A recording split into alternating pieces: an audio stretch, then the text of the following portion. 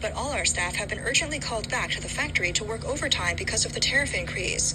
Last night, our Southeast Asian customers called, asking us to hurry up and produce and ship.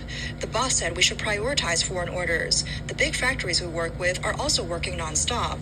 I don't know what's going to happen next. Do you understand what this means? Some viewers commented under the video, saying, once these orders are done, there won't be any more orders. This is the last deal. This is the final flurry before the factory shuts down, rushing to finish orders overnight, then pulling out when the business ends. After the U.S. announced the 34% tariff increase on Chinese goods, the People's Daily published a series of articles over 3 days, strongly criticizing the U.S.'s unilateral abuse of reciprocal tariffs, while stating the sky will not fall. However, it's clear that Chinese industry is feeling pessimistic. Reports from Chinese media indicate that Chinese manufacturers, foreign trade businesses, third-party intermediaries, and U.S. buyers are all struggling in this tariff battle. Some are reworking their costs overnight and engaging in price wars. Others are changing product specifications and shipping methods, while some are rushing to fulfill orders in an attempt to minimize losses before the new tariffs take effect. One foreign trade owner said, no matter what, with these tariff hikes, the biggest losers are the business people.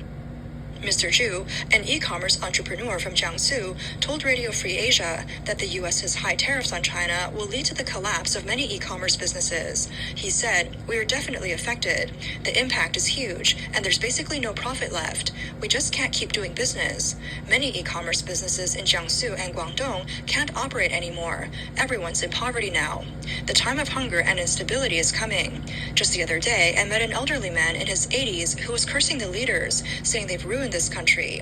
Our foreign policy is surrounded on all sides, and no country is engaging with China normally anymore. Veteran media figure Mr. Ge believes that the differences between China and the U.S. are not just about tariffs, and that Trump's tariff hikes are aimed at countries around the world. He points out that China's trade surplus with the U.S. nearly reached $300 billion last year, something President Trump greatly dislikes. He added that U.S.-Vietnam trade can be resolved through negotiations between the leaders of the countries, including lowering tariffs on Vietnamese products entering the U.S. But this is not the case for China. He said, in comparison, the trade war is definitely more disadvantageous for China because China depends heavily on the U.S. market. The U.S. itself is a huge market. The key issue is that after China made the first move, no other countries followed, which is probably the most troublesome problem for China. If Vietnam successfully negotiates with the U.S. and benefits from it, it will attract many other countries to follow suit and negotiate as well. The People's Daily, the CCP's official paper, warned in a commentary that the U.S.'s actions will ultimately lead to a self-destructive cycle for the U.S. Australian scholar Li Yuanhua